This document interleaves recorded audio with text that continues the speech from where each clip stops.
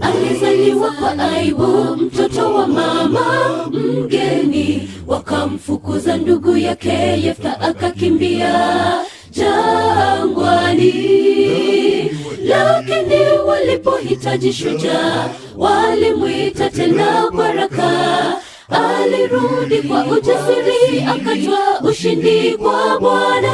Alirudi kwa ujasiri, akatwaa ushindi kwa Bwana. Alizaliwa kwa aibu, mtoto wa mama mgeni. Wakamfukuza ndugu yake Yefta, akakimbia jangwani.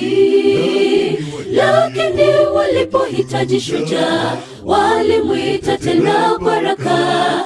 Alirudi kwa ujasiri, akatwaa ushindi kwa Bwana.